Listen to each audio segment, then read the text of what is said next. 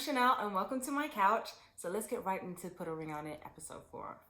So Mike says yes in group to seeing Whitney.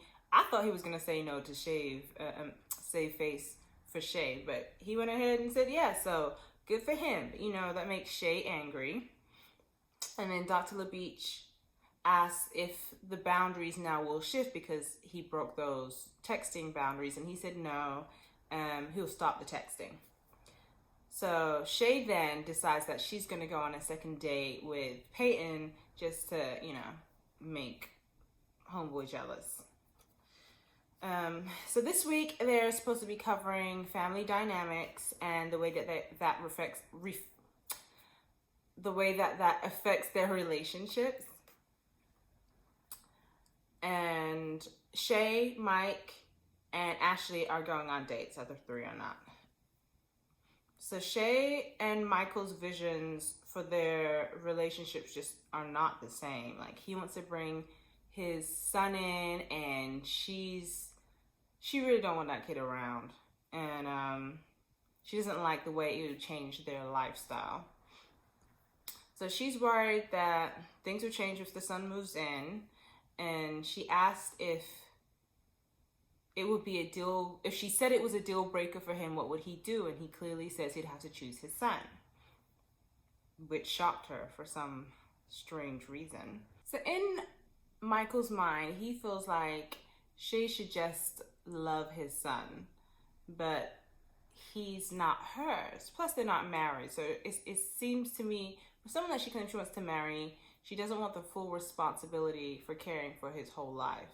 And that would be, part of your responsibility in this space, especially if the son is moving in with them. If I was this kid's mother, I wouldn't want her around my child at all. At all. But Mike says that if they can figure out this area, that he'll be willing to marry her eventually. And she tries to stipulate within a year. So Mike and Whitney go on their second date, and Mike's really excited about it. Whitney's the one who's opened his eyes to his possibilities with a partner and bringing his child into the relationship. So he explains to Whitney that texting her crossed the boundary and that they shouldn't do that anymore. And she was really cool about it. And at first she was a little bit confused. She said that she forgot all about Shay. Who did? And then she's not to be shady, she just really stopped thinking about it. And I feel like that's even worse than shade. But it was good though, girl. I liked it.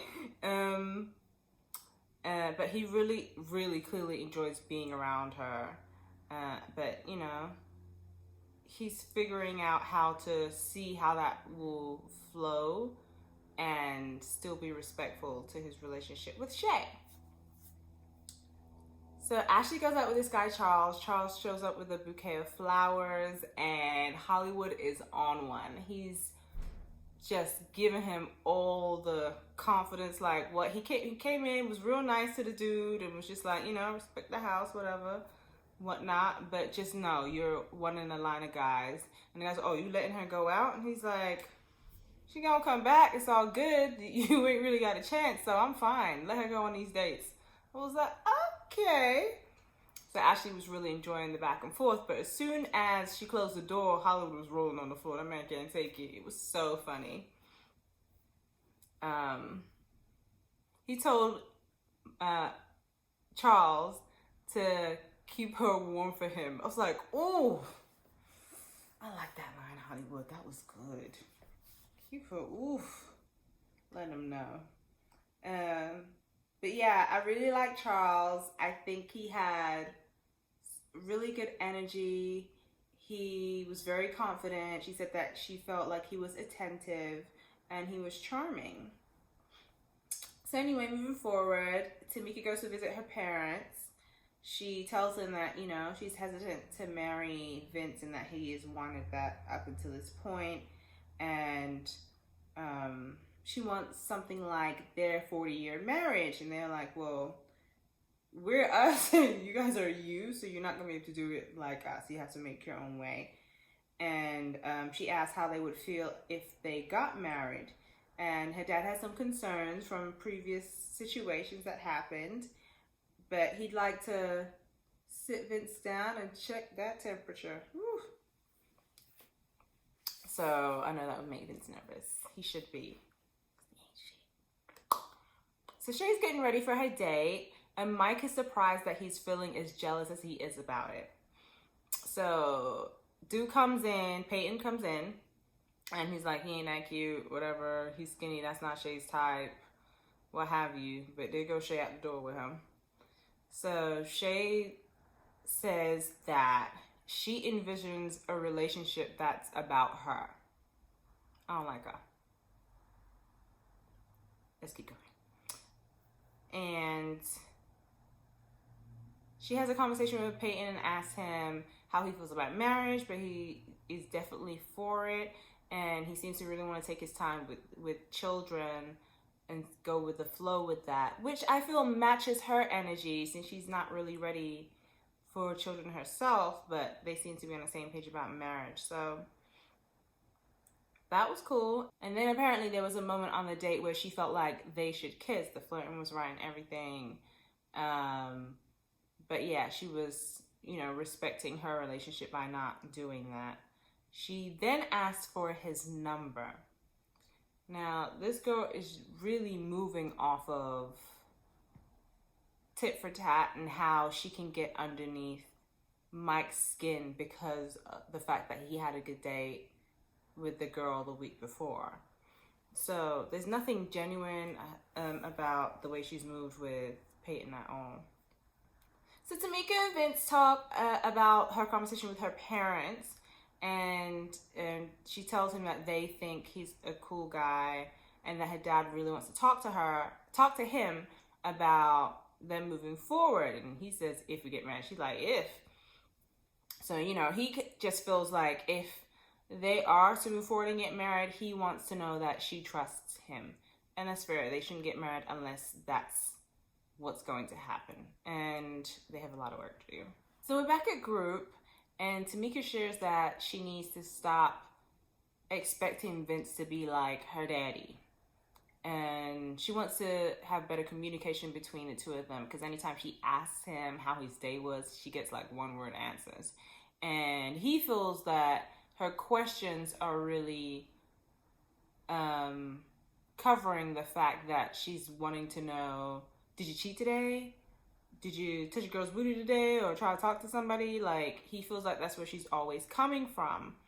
And that he can see her hidden agenda. She definitely has one, because she did say in another episode that she feels she has to go around a certain thing to answer, to get an answer from him. But it's like they're both playing, it's like they're both trying to protect themselves, and it's just like completely a battle. It's a sucky way to move forward. So she says she feels like she can't really ask him a direct question because he's always going to blow up. Yeah, she says she feels like she can ask him a direct question because he's going to blow up. But he says he feels like it's always going to go back to the original problem with the girl and the other relationship or what have you. So he doesn't feel like that's healthy to keep going back there. But Dr. LaBeach says that's not true. And she creates a rule for them to be able to always bring up whatever the problem is, and then the other person should acknowledge what their role is in that, and then they can engage and figure out both people's feelings and move on from that situation. Shay says that whenever Mike's son comes to town, that they can get an Airbnb.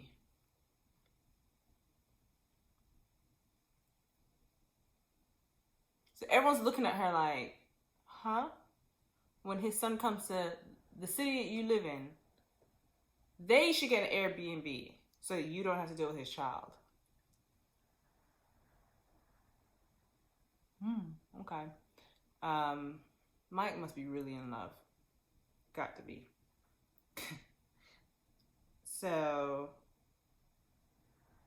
Mike says that, this could mean the end of his relationship. And Dr. LaBeach wants to know, how can Shay expect Mike to accept all of her, including marriage, when she can't accept all of him, which includes his son? And she's like, well, he's only marrying me. And she's like, well, who are you marrying? Like, I could hear a little bit of tightness in her voice. And she's like, I guess him and his son. And she's like, I thought we could separate the two. And Dr. Beach is like, how? How? It's mind-blowing to me. Like, how do you think a man can separate his child from himself?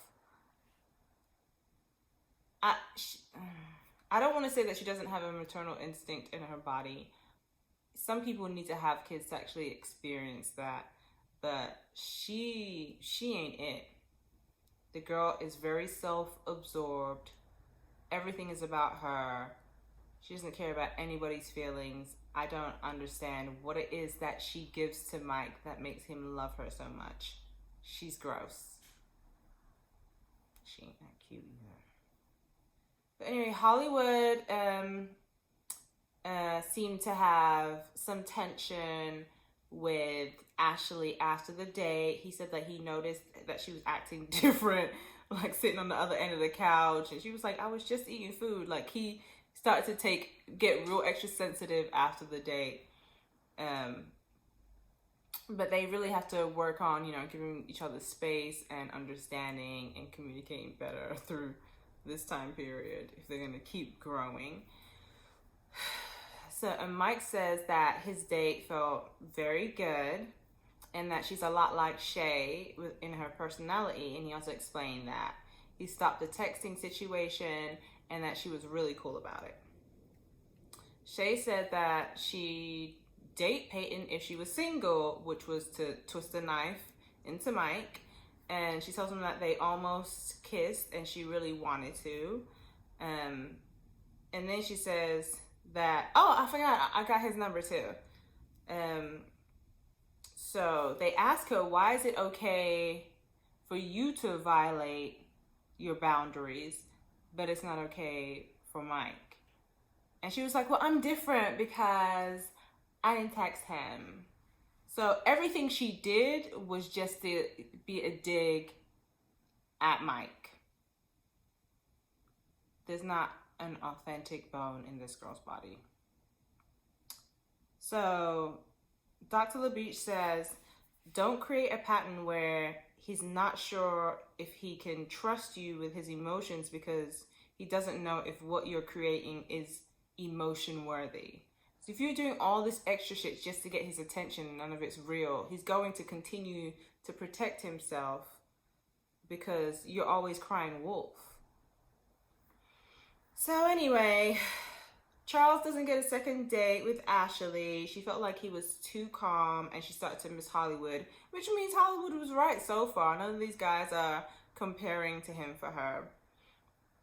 And Peyton isn't getting a third date because Shay claims she doesn't want to risk crossing the boundary again. It just seems like she was done playing that game. So now we have to hear next week what our guy Mike feels about Whitney.